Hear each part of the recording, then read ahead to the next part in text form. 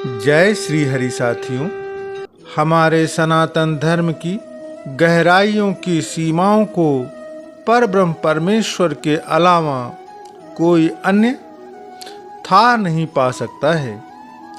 आज हम आपके समक्ष एक ऐसे देव और देवी की आपके साथ चर्चा करने वाले हैं जिन्हें लगभग सभी सनातनी जानते तो जरूर होंगे, परंतु उनको कभी भी स्मरण शायद ही करते होंगे।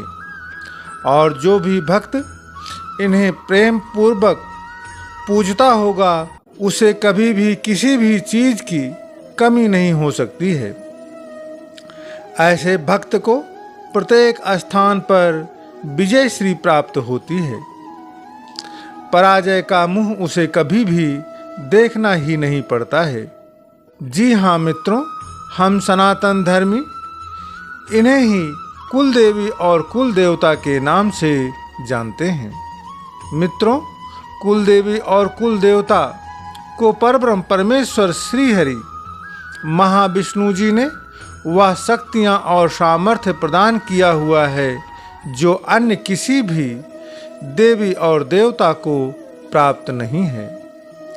उदाहरण के लिए साथियों, आपको याद दिलाना चाहूँगा, जब मेघनाद को लगा था कि अब वह युद्ध में नहीं जीतेगा तो उसने अपनी विजय को सुनिश्चित करने के लिए अपनी कुल देवी निकुंबला देवी की पूजा करने और उन्हें प्रसन्न करने निकुंबला देवी के मंदिर में गया था।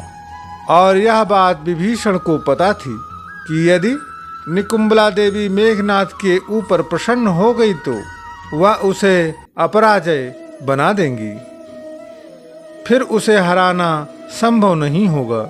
इसलिए मेघनाद की पूजा को किसी भी तरीके से रोका जाए। तो आइए साथियों, निकुंबला देवी के बारे में भी थोड़ी जानकारी हासिल कर लेते हैं। रावण के कुल की देवी माँ निकुंबला हैं। माँ निकुंबला माँ दुर्गा का ही अवतार हैं। मित्रों, यहाँ पर मैं एक बात आपको स्पष्ट कर देना चाहता हूँ कि सभी के कुल देवी और कुल देवता भगवान भोलेनाथ और माँ भगवती पार्वती हैं। एक बार जब विष्णु जी ने हिरण्याक्ष का वध करने के लिए नरसिंह अवतार लिया था, तब हिरण्याक्ष का वध करने के उपरांत भी नरसिंह भगवान शांत नहीं हुए और अपने क्रोध से आतंक मचाने लगे।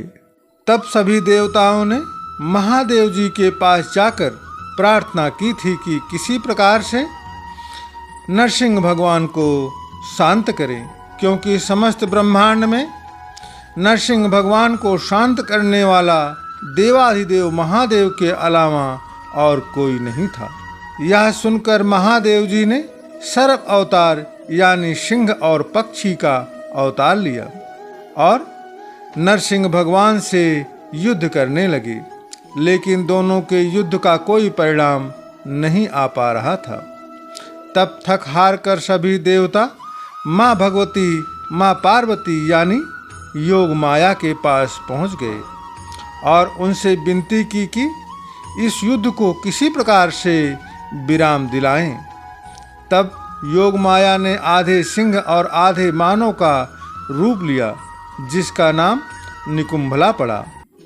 देवी योग माया के पास विष्णु जी को योग निद्रा में भेजने की शक्ति थी, जिसका इस्तेमाल करके उन्होंने विष्णु जी के नरसिंह अवतार को योग निद्रा में भेज दिया और उनके बीच प्रकट होकर दोनों को पराजित कर दिया।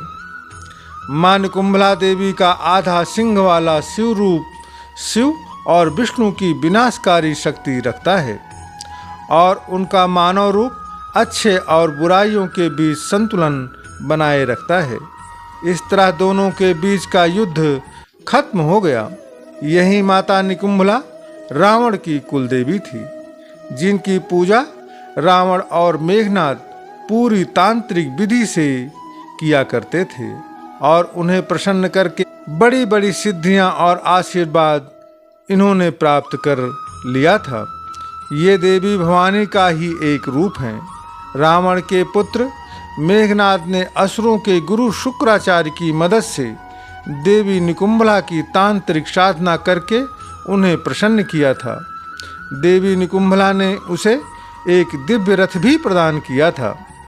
तांत्रिक साधना से प्रसन्न होकर मेघनाद को एक वरदान भी दिया था कि जब जब वह देवी निकुंभला को एकांतवास में, जहाँ पर देवी का गुफा के अंदर मंदिर था, वहाँ तांत्रिक साधना करके माता का अभिषेक करेगा और बलि देगा तो देवी स्वयं उसके साथ युद्ध में माँ भगवती उसका साथ देंगी और उसे विजय दिलवाएंगी।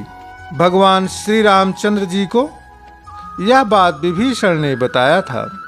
मित्रों, भगवान श्री रामचंद्र जी वैसे तो अंतर्यामी हैं, लेकिन यहाँ मर्यादा पुरुषोत्तम होने के कारण यह बात उन्हें विभीषण के द्वारा पता लगी थी कि मेघनाद रावण को विजय दिलाने के लिए अब देवी निकुंभला की पूजा साधना करेगा।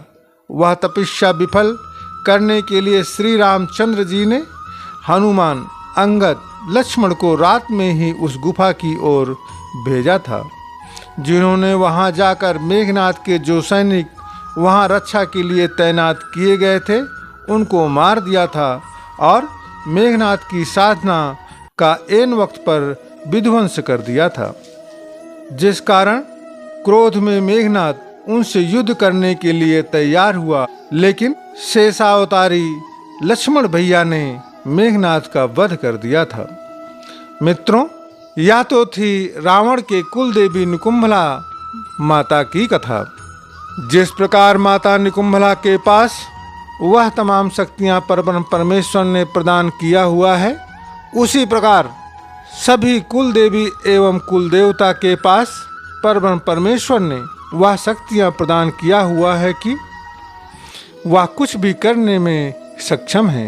मित्रों, जब कुल देवता स्वयंभू भोलेनाथ देवाधिदेव महादेव हैं और सभी कुल देवियां माँ पार्वती जगत जननी जगदम्बा हैं, तो उनके लिए कुछ भी कर पाना असंभव कैसे हो सकता है।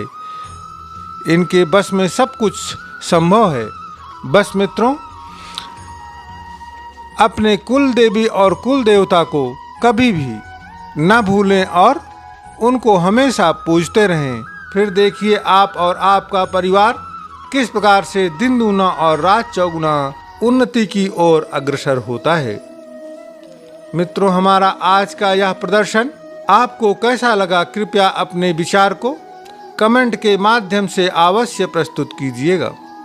साथ ही यदि आप हमारे चैनल पर नए आए हैं तो चैनल को सब्सक्राइब करके परब्रह्म भक्ति सागर परिवार का सदस्य बनकर मुझे अनुग्रहित करें। धन्यवाद। प्रेम से बोलिए हर हर महादेव। जय शिव स्वयंभू।